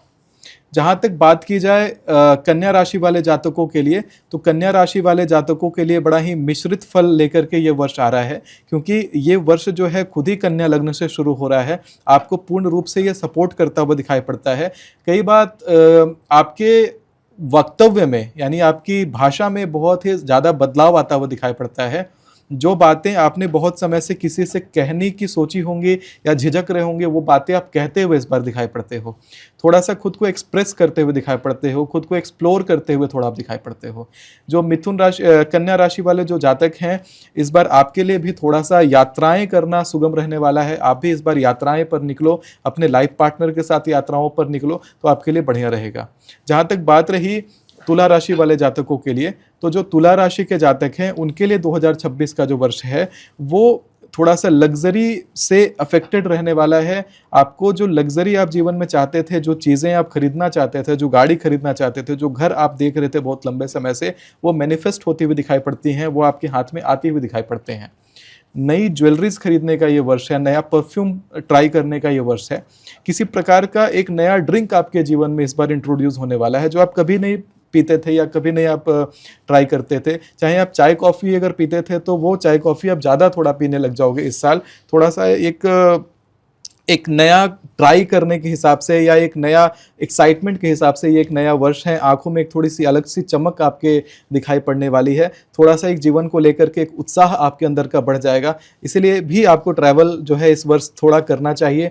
और धार्मिक स्थलों का ट्रैवल इस बार आपको अपनी माता के साथ और अपने पिता के साथ करना चाहिए, तो उससे भी आपका जो 2026 वर्ष है वो बड़ा ही अच्छा बीतेगा। जहाँ तक वृश्चिक राशि की बात की जाए तो वृश्चिक वाले जातक जो है, राशि वाले जो जातक हैं, वो मंगल के प्रभाव में हैं और मंगल से प्रभावित जो जातक हैं उनके लिए ये वर्ष थोड़ा सा उनको एक्साइटेड रखेगा, उतावला बना करके रखेगा। लेकिन आपको अपने एक्साइटमेंट पर अंदर जो आत्मा का कहते हैं ना कि butterflies flying in the stomach, तो वो वाला जो फीलिंग है उस पर थोड़ा सा कंट्रोल करना है, खुद को बहुत ज़्यादा एक्सप्रेस आपको भी नहीं करना है। जिस प्रकार मैंने वृषभ राशि वाले जातकों को कहा था कि आपके खिलाफ षड्यंत्र रचने का योग है, तो आपके खिलाफ भी षड्यंत्र करने का योग है। ऑफिस में अचानक जो लोग आपको दोस्त दिखाई पड़ते थे, उनका असली चेहरा आपको इस बार दिखाई पड़ने वाला है, वो उनका असली स्वरूप आपको दिखाई पड़ने वाला है। और षड्यंत्र करते हुए लोग आपके खिलाफ दिखाई पड़ते हैं, लेग पुलिंग आपकी करते हुए लोग दिखाई पड़ते हैं। अगर आप इन चीज़ों से बचना चाहते हैं तो आपको माँ भगवती का ध्यान और आराधना करना चाहिए। आपको जितना हो सके दुर्गा माता के मंदिर में विजिट करना चाहिए। हनुमान जी के बाएं पैर का सिंदूर आप शनिवार को लेकर के अपने घर आएंगे और स्वयं अपने मस्तक पर वो सिंदूर को प्रतिदिन लगा करके आप अपने कार्यस्थल पर जाते हैं, तो इस प्रकार के लेग पुलिंग से या ऐसी पॉलिटिक्स से आप बच के रहेंगे। थोड़ा सा आग से आपको सतर्क रहना है। जो महिलाएं खाना बनाती हैं, वृश्चिक राशि वाली महिलाएं, उनको थोड़ा सा अग्नि से सतर्क रहना है, थोड़ा सा आग से दूरी बना के रखना है, या हो सके तो आग से थोड़ा बच के और थोड़ा सावधानी पूर्वक तरीके से खाना बनाना है। जो धनु राशि वाले जो जातक हैं, उनके लिए ये जो वर्ष है वो थोड़ा थोड़ा मिश्रित फल मीन राशि के समान वो देने वाला है। यानी धनु और मीन राशि को मैं एक साथ इसमें कवर करूंगा, क्योंकि मीन राशि का और धनु राशि का दोनों के समन्वय में इस बार शनि का प्रकोप दिखाई पड़ता है। और ये जो शनि का प्रकोप है, आप पहले से आपने 2025 में जो नोटिस करा होगा कि आप हाथी के समान मन मस्त होकर के चलने वाले व्यक्ति थे, लेकिन इस वर्ष थोड़ा सा कॉन्फिडेंस में कमी आता हुआ दिखाई पड़ता है। इस वर्ष थोड़ा सा ऊर्जा और उत्साह में कमी आता हुआ दिखाई पड़ता है, और वो जो कमी है वो थोड़ा सा आप काउंटर कर सकते हो हनुमान जी के समक्ष बैठ करके, हनुमान जी की मूर्ति या विग्रह या फोटो के समक्ष बैठ करके हनुमान चालीसा का पाठ करके।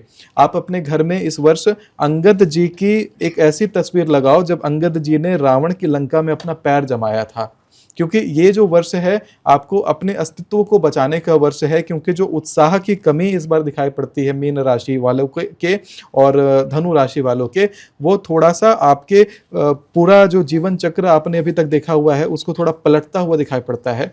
यानी कि जो आप आज तक थे उससे थोड़ा डिफरेंट होते हुए दिखाई आप पड़ते हो, और आपको अपने आप को प्रूव भी करना पड़ेगा। क्योंकि यदि आप किसी प्रकार के नौकरी में थे तो थोड़ी सी नौकरी का बदलाव होता हुआ दिखाई पड़ता है, किसी प्रकार का नया बिजनेस भी ओपन होता हुआ दिखाई पड़ता है। जो लोग एजुकेशन रिलेटेड इंडस्ट्री में थे उनको फ़ायदा होता हुआ दिखाई पड़ता है। जो लोग टेक्सटाइल रिलेटेड इंडस्ट्री में थे उनको लॉस होता हुआ दिखाई पड़ता है। मेटल इंडस्ट्री में जो लोग काम करते हैं उनको लाभ है। इलेक्ट्रॉनिक इंडस्ट्री में जो काम करते हैं उनको लाभ है। आईटी इंडस्ट्री में जो हैं विशेष रूप से देखा जाए कि प्रोग्रामिंग आदि में जो हैं उनको हानि होता हुआ दिखाई पड़ता है। इस प्रकार का कोई मिश्रित फल धनु राशि और मीन राशि वाले जातकों के लिए एक सी भविष्य फल दिखाई पड़ता है।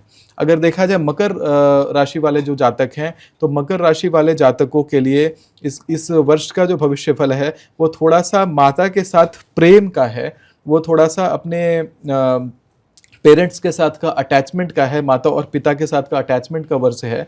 लेकिन वहीं पर समान रूप से आप देखेंगे कि आपकी पत्नी से थोड़ी सी आपकी दूरी बनती हुई दिखाई पड़ती है। थोड़ा अनरोमांटिक सा रिलेशन इस बार बनता हुआ दिखाई पड़ता है।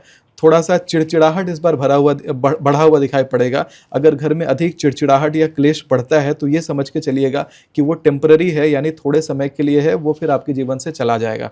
तो इस प्रकार का भविष्यफल कुछ मकर राशि वाले जातक के लिए दिखाई पड़ता है। हालांकि आपके शनि जो हैं, जो आपके राशि के अधिपति हैं, वो स्वयं पीड़ित हैं और उनका जो पीड़ा है वो दंडाधिकारी का काम करेगा।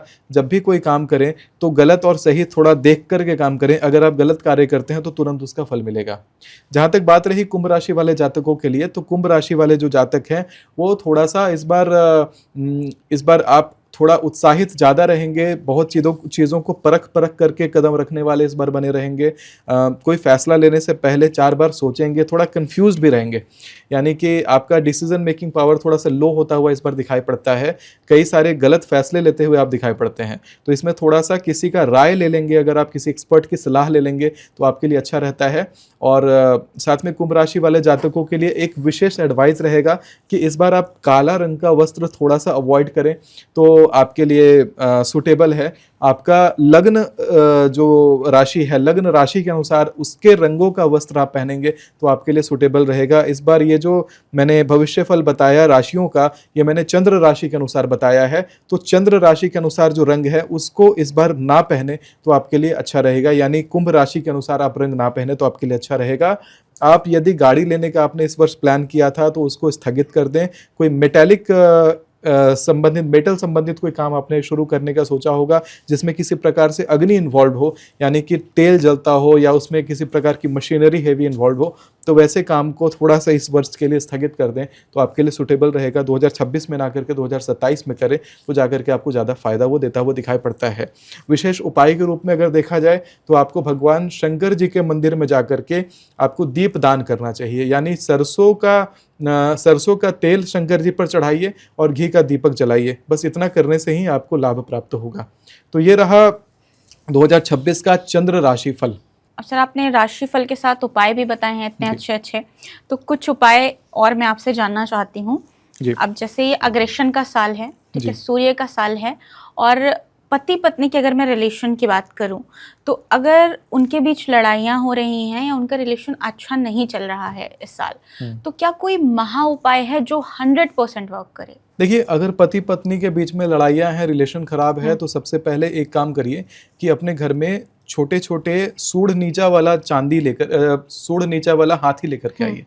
हाथी का एक जोड़ा लाइए और उसको अपने घर के उत्तर वाली दिशा में, चांदी का लाइए या शीशे का हाथी लेकर के आइए और अपने घर की उत्तर की दिशा में उसको स्थान दीजिए।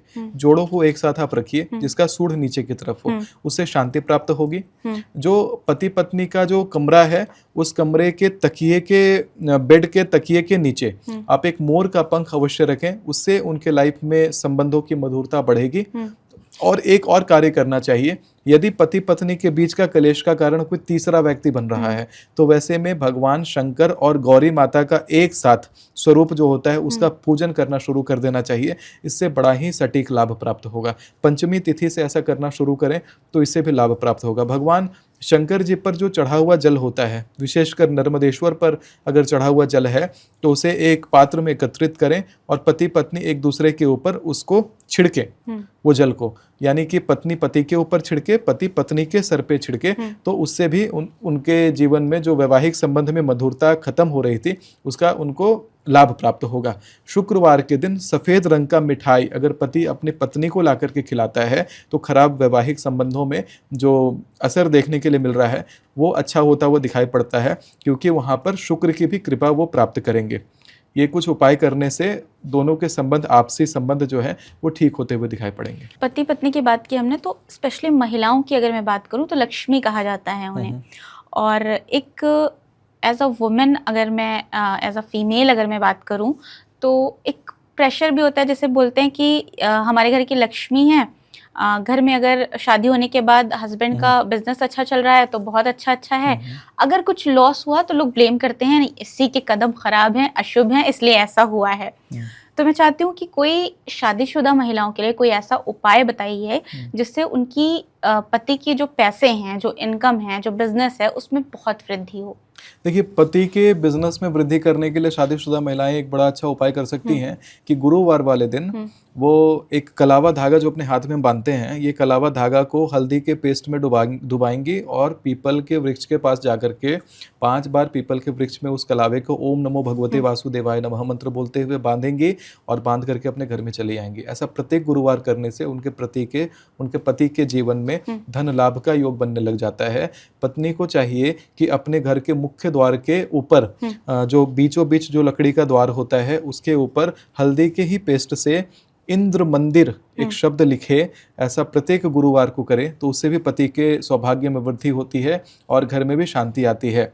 घर के मुख्य द्वार के दोनों तरफ थोड़ा थोड़ा हल्दी से छिड़काव करें तो इससे भी घर में वृद्धि आती है और धन धान्य समृद्धि प्राप्त होती है। अब पैसे के, आपने हस्बैंड के पैसे की बात की, अब आपने राशिफल बताया जिसमें बहुत सारे लोग ऐसे होंगे जिन्हें इस साल पैसा मिलने वाला है और बहुत से ऐसे लोग होंगे जिन्हें लॉस भी होने वाला है। तो पैसे को लेकर कोई उपाय बता दीजिए जिससे कम से कम आए तो जाए ना, पैसा स्टेबल रहे।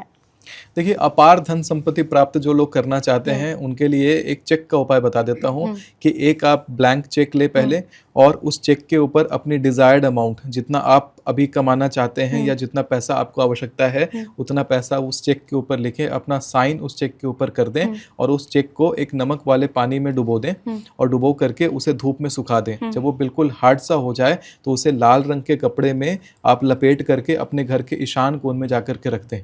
आप देखेंगे कि जो आपका डिजायर्ड अमाउंट था वो 3 महीने के भीतर आपके पास आने लग जाएगा। अब ऐसा ना हो कि आपने फिक्सस सा अमाउंट लिख दिया हो, बिल्कुल अनअचीवेबल अमाउंट लिख दिया हो, वो चीज़ नहीं। जितना अमाउंट आप आसपास देखते हो, जैसे उदाहरण के रूप में एक रिक्शा वाला अगर ये वीडियो देख रहा है तो वो ऑटो या वो कार लेने तक का उपाय कर सकता है।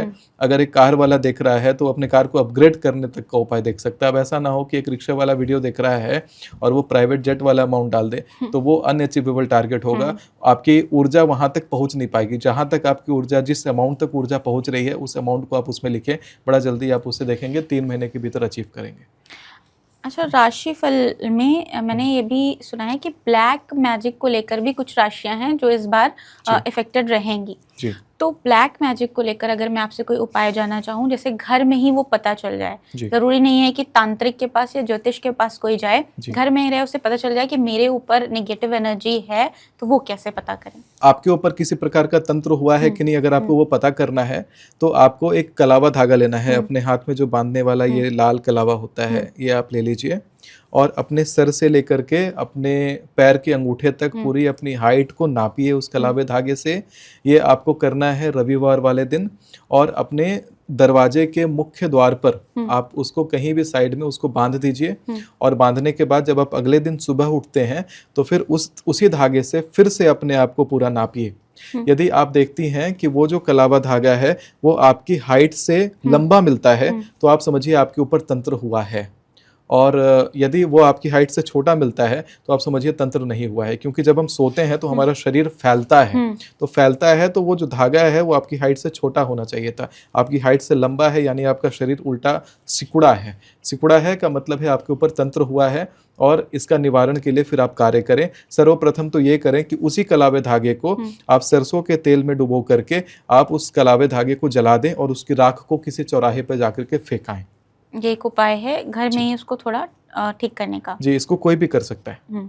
हमने इतनी सारी बातें की देश दुनिया की, तो अगर चुनाव की बात ना करें, इलेक्शन की बात ना करें, नेताओं की बात ना करें तो फिर अधूरा है ये पॉडकास्ट। तो 2026 में बंगाल का चुनाव भी अभी आने वाला है जी। तो क्या लगता है आपको? बहुत सारे लोगों से मैंने बात की, कोई ये कह रहा है कि ममता बनर्जी इस बार आने वाली हैं, कोई कह रहा है कि कोई चांस ही नहीं है।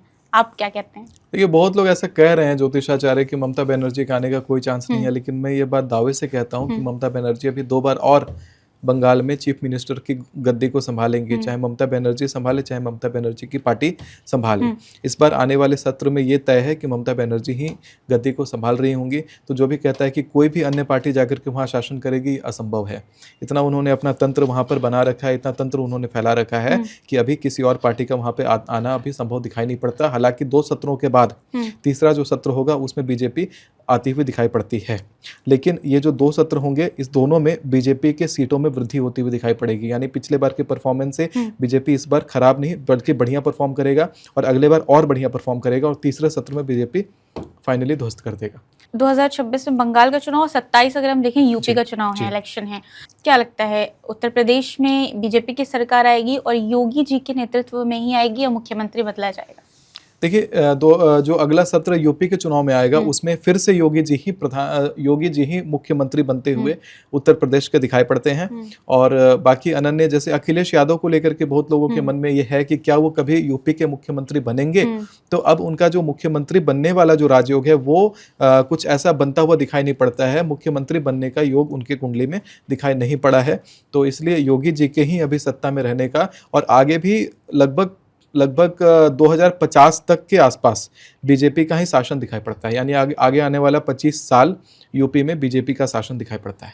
बीजेपी का मतलब अगर हम योगी जी को देखें, योगी जी की कुंडली देखें, तो वो क्या 50 तक, आपने बोला 50 तक रहने वाला है, तो क्या वो सिर्फ राज्य में ही रहेंगे, केंद्र में नहीं जा पाएंगे? नहीं, योगी जी का केंद्र में जाने का पूर्ण योग है। योगी जी हमारे देश के प्रधानमंत्री बनते हुए भी दिखाई पड़ते हैं। तो योगी जी लेकिन अगले सत्र में मुख्यमंत्री उत्तर प्रदेश के भी बनेंगे, ये तय है। दिखते हैं, मतलब प्रधानमंत्री के बाद, प्रधानमंत्री मोदी के बाद क्या जी। योगी जी के अगर चांस हम देखें ज्यादा है या अमित शाह जी के? वहाँ पर अमित शाह जी के चांस कम है, वहाँ पे योगी जी के चांस अधिक है। लेकिन बहुत से लोग ये कह रहे हैं कि योगी जी कभी प्रधानमंत्री नहीं बन सकते। नहीं, योगी जी प्रधानमंत्री बनते हुए दिखाई पड़ते हैं, जैसा भविष्यफल अभी कहता है। राहुल गांधी की अगर बात करें हम, तो राहुल गांधी क्या कभी प्रधानमंत्री कुर्सी तक पहुंच पाएंगे? इस प्रकार का कोई योग दिखाई नहीं पड़ता है उनको, लेकिन अनन्य क्षेत्रों में प्रयास करना चाहिए। इतने अच्छे वक्ता हैं, इतने अच्छे नेता हैं, किसी और प्रकार से वो पॉलिटिकल करियर अपना बना सकते हैं। कि प्रधानमंत्री और इसकी होड़ में ना रहें अभी तत्काल, ये मेरा निर्देश रहेगा। अगर प्रियंका गांधी और राहुल गांधी की कुंडली देखी जाए तो स्ट्रॉन्ग कौन है? मतलब किस प्रियंका गांधी। प्रियंका गांधी प्रधानमंत्री क्या बन सकती हैं? नहीं, उनकी भी योग प्रधानमंत्री नहीं। बनती हुई दिखाई नहीं पड़ती है, लेकिन स्ट्रॉन्गर कुंडली प्रियंका गांधी की है। कुछ लोग ये भी कह रहे थे, मैं एक टैरो कार्ड रीडर से बात कर रही थी, तो उन्होंने ये कहा कि नेक्स्ट इंदिरा गांधी आप कंगना रनौत को कह सकते हैं। इस प्रकार का कुछ मुझे दिखाई नहीं पड़ता। मैं टैरो कार्ड को थोड़ा ढकोसला सा मानता हूँ, क्योंकि आप रैंडमली एनोनिमसली कोई ऐसे कार्ड उठाते हो और कहते हो, वो कार्ड देखिए, कार्ड उठाने के पीछे अगर आपकी साधना है, कोई सिद्धि कर रखी है आपने, तो आप भले आपको ईश्वरीय सत्ता ऐसे आपके हाथ को ले जाए पकड़ करके कि ये वाला तुम उठाओ, तो समझ में आता है। ये तो लूडो का गेम के जैसा है कि मैं ये लूडो मैंने रखा हुआ है और मैंने ऐसे पासा फेंका, एक उठाया तो 6 आया तो तेरा नंबर जाओ तुम्हारा गोटी निकाल लो। प्रकृति ऐसे काम नहीं करती, तो मैं टैरो कार्ड में नहीं मानता। प्रधानमंत्री की अगर हम बात करें तो प्रधानमंत्री को ये भी लोग कहते हैं कि वो अपना कार्यकाल बीच में छोड़ देंगे, और कुछ लोग कहते हैं नहीं कंप्लीट करेंगे। कुछ ये भी कहते हैं कि उनकी सेहत खराब होने वाली है 80 की उम्र के बाद, 81 के करीब करीब। तो क्या लगता देखिए, प्रधानमंत्री अपना कार्यकाल बीच में छोड़ने नहीं वाले हैं, पूरा कार्यकाल पूरा करेंगे। और पहला, और दूसरा बात यह है कि प्रधानमंत्री जी का जो गति है वो बड़ी सुंदर गति है, आगे संतत्व को प्राप्त करेंगे, मतलब संत बन करके ही वो जो है आगे अधोगति आदि को प्राप्त करने का योग है। किसी भी प्रकार से ऐसा अकाल कुछ घटित होता हुआ या स्वास्थ्य खराब होकर कुछ खराब घटित होता हुआ दिखाई नहीं पड़ता। राहुल गांधी से स्ट्रॉन्ग आपने प्रियंका गांधी की कुंडली को बताया, तो अभी राहुल गांधी के नेतृत्व में कांग्रेस है। अगर प्रियंका गांधी के नेतृत्व में आती है तो क्या कांग्रेस और ज्यादा ग्रो करेगी? जैसे अभी डाउनफॉल एक तरह से देखा जाए तो चल रहा है, तो क्या प्रियंका गांधी के नेतृत्व में कांग्रेस उठ सकती है? देखिए, अगर इसका भविष्य फल के हिसाब से बात करा जाए तो प्रियंका गांधी में वो शक्ति है, क्योंकि जिस प्रकार से मैंने बोला कि कुंडली उनकी कमजोर है, तो जिस किसी भी पार्टी के साथ उनकी कुंडली लगी है वो पार्टी जो है डाउनफॉल की तरफ जाएगी। इसलिए प्रियंका गांधी को अगर कमांड दी जाए कांग्रेस का, मैं तो ये कहूँ कि गांधी परिवार के अलावा अगर किसी को कमांड दिया जाए तो कांग्रेस पार्टी उभर सकती है, अन्यथा कांग्रेस पार्टी का डाउनफॉल तय है। प्रियंका गांधी के आने से डाउनफॉल धीरे होगा, राहुल गांधी के होने से डाउनफॉल फास्ट है। कोई और बैठ जाए तो डाउनफॉल जो है वो रुक जाएगा। अगर मैं आपसे ऐसे पूछूं, कांग्रेस में आप देखते हैं, आप कुंडलियां भी बहुत सारे लोगों की देखते होंगे जो इस समय मौजूद हैं कांग्रेस में, उनमें से आप किसको देखते हैं अगर प्रियंका गांधी और राहुल गांधी के अलावा उनके हाथ में कांग्रेस आती है तो ज्यादा अच्छा कमाल करके दिखाएगी? मैं इसमें देखता हूं कि हालांकि नेता तो पार्टी भी बदलते हैं, दल भी बदलते हैं, लेकिन अभी तत्काल जो है डॉक्टर शशि थरूर हैं जो इस बारे में थोड़े खरे उतरते हुए दिखाई पड़ते हैं। अगर उनको कमान दिया जाए तो बहुत ही अच्छे स्ट्रेटेजिक मूव्स के साथ वो पार्टी को चला सकते हैं। मैं हालांकि कई बार शशि थरूर जी के साथ में मेरी वार्ता भी रही है, और उनकी जो कहते हैं मेमोरी पावर है, और इस उम्र में भी जो मेमोरी पावर है, उनकी भाषा पे पकड़ होना या पॉलिटिक्स की समझ होना, वो तारीफ करने लायक है। तो शशि थरूर को अगर पार्टी की कमान दी जाती है तो ये तय है कि थोड़ा सा और ज़्यादा पार्टी जो है स्टेबिलिटी की तरफ मूव करेगा। राजनीति की बात हमने कर ली, सब हर एक सेक्टर पे बात की आज, लेकिन एक बॉलीवुड हमारे देश का है सर, बॉलीवुड पर भी बात कर लेते हैं। तो बॉलीवुड के लिए जैसे 2025 देखा जाए बहुत अच्छा नहीं रहा। अगर हम कलाकारों की बात करें, बड़े बड़े कलाकारों की बहुत से हमने खोए भी हैं, तो ये साल कैसा रहने वाला है बॉलीवुड के लिए? देखिए, बॉलीवुड इंडस्ट्री के लिए अगर देखा जाए, चूंकि मैंने कहा ही कि ये जो वर्ष है ये शुरुआत हो रहा है बुध की राशि को लेकर, बुध की आभा को लेकर के शुरू हो रहा है, यानी कन्या लग्न से शुरू हो रहा है। तो कन्या लग्न का सीधा जो संबंध होता है, कन्या का सीधा संबंध जो होता है वो शुक्र से है और बुध से है। बुध शुक्र स्वयं जब साथ में भी आ जाते हैं तो राजयोग लक्ष्मी नारायण योग बनता है। तो ये वर्ष बॉलीवुड के लिए बढ़िया रहने वाला है। हमारी जो फिल्म इंडस्ट्री है, इंडियन सिनेमा है, इसके लिए ये वर्ष बढ़िया रहने वाला है। मूवी आई धुरंधर जी। इस साल, काफी चर्चा में रही और अक्षय खन्ना जी बहुत ज्यादा चर्चा में रहे। जी जबकि अगर देखा जाए तो रणबीर सिंह की ये मूवी थी जी और काफी वो पसंद किया जाता है, उन्हें एक्टिंग कमाल की करते हैं वो, जी लेकिन फिर भी एक छोटे से सीन से वो इतना वायरल हो गया जी अक्षय खन्ना। जी। तो क्या वजह थी इसकी? देखिए रणवीर Limelight सिंह पूरी ले की ली जब उन्होंने। कुंडली को देखा जाए हम्म तो वो राहु से बहुत ज्यादा प्रभावित थी, हम्म लेकिन अक्षय खन्ना की कुंडली इस बार जो मंगल का वर्ष था, हम्म तो मंगल के वर्ष में जो मंगल से संबंध उनका जो नाम है हम्म वो दोनों बहुत ज्यादा ट्यून हो रहा था। हम्म और मंगल और राहु जब जहाँ पे मंगल ज्यादा बल में आ जाए और जहाँ राहु सामने बैठा हो हम्म तो मंगल वहाँ राहु को दबा देता है। हम्म तो यही कारण है कि वहाँ जो मुख्य किरदार थे वो थोड़े से डाउन होते हुए दिखाई पड़े और अक्षय खन्ना अप हो गए अचानक से। अब एक और मूवी आ रही है बॉर्डर 2। जी बहुत सारे लोग जिन्होंने जो बॉर्डर के फैन हैं जी। बहुत बेसब्री से इंतजार कर रहे हैं। हम्म, और सनी देओल के साथ इस बार दिलजीत दोसांझ भी हैं और भी कई हीरोज हैं। तो आपको क्या लगता है कैसा करने वाली है और कौन ज्यादा इस फिल्म से चमकेगा? 1 से लेकर 9 तक में एक संख्या बोलिए। 7। ये अचानक बोला आपने, रैंडम? हाँ। ओके। ये मूवी जो है बहुत अच्छा परफॉर्म करती हुई दिखाई नहीं पड़ती है, एवरेज सी रहेगी। जैसा धुरंधर का आपने देखा जबरदस्त क्रेज आया है, ये एवरेज है। एवरेज है जी। कोई भी ज्यादा लैमलाइट में नहीं आएगा नहीं। क्योंकि ये मूवी ज़्यादा लाइमलाइट में नहीं आएगी, भले ही कितने भी स्टार आपने डाल दिए। ये ठीक वैसा होगा जैसे एक स्टार किड्स की मूवी आई थी, बहुत सारे स्टार आ गए थे एक मूवी में, नहीं पिट रही है मूवी थोड़ी सी। Thank you so much sir, बहुत अच्छी अच्छी चीज़ें आपने बताई, बहुत धन्यवाद। सारा ज्ञान भी दिया और बहुत सारी इन्फॉर्मेशन भी 2026 को लेकर दी आपने। सर आप इतने अच्छे उपाय बताते हैं, इतनी अच्छी अच्छी चीज़ें आपने आज भी बताई। तो अगर कोई आपसे मिलना चाहे या बात करना चाहे, कंसल्टेशन लेना चाहे तो कैसे ले सकता है? जो भी लोग मुझसे पर्सनली कंसल्ट करना चाहते हैं, एस्ट्रोलॉजी कंसल्टेशन पाना चाहते हैं, तो sumitacharya.in मेरी वेबसाइट है, जो है स्क्रीन पर आ गई होगी, तो वो उस वेबसाइट पे जाकर के आप अपनी कंसल्टेशन बुक कर सकते हैं। तो आप देख रहे हैं रामी टॉक्स, यानी प्रभु श्री राम से जुड़ा हुआ ये नाम रामी टॉक्स। तो अगर आपके मन में इस पॉडकास्ट से जुड़े हुए कोई भी सवाल हो तो कमेंट में अवश्य मेंशन करें और साथ में इनबॉक्स करें और चैनल को सब्सक्राइब करें। वीडियो को अपने अपने पर्सनल व्हाट्सएप ग्रुप में ज़रूर शेयर करें, फैमिली ग्रुप में शेयर करें। आपके फैमिली के लिए, आपके फैमिली वेलबिंग के लिए, आपके फ्रेंड्स के लिए बहुत सारी इन्फॉर्मेशन मैंने शेयर करी है, शास्त्रों से करी है, जो आपका बहुत काम आएगा। तो इसी के साथ मैं आपसे अलविदा लेना चाहता हूँ, फिर मिलेंगे अगले एपिसोड में। हर हर महादेव। थैंक यू एक वंस अगेन। एंड आप लोगों से जाते जाते बस यही है कि वीडियो को बहुत सारा शेयर करिएगा, क्योंकि बहुत सारे उपाय भी सर ने बताए हैं और सर ही कह रहे हैं बहुत ज़्यादा कारगर है। मैंने जैसा कि सवाल किया था कि 100% काम करने वाले उपाय बताइए आप। तो उपाय करिए, काम करें तो कमेंट में आकर बताइएगा भी, और लाइक वीडियो को ज़रूर कर दीजिएगा, शेयर कीजिएगा और कमेंट ज़रूर कीजिएगा। फिर आपसे मुलाकात होगी एक नए एपिसोड में, तब तक के लिए अपना बहुत सारा ख्याल रखिएगा। Thank you.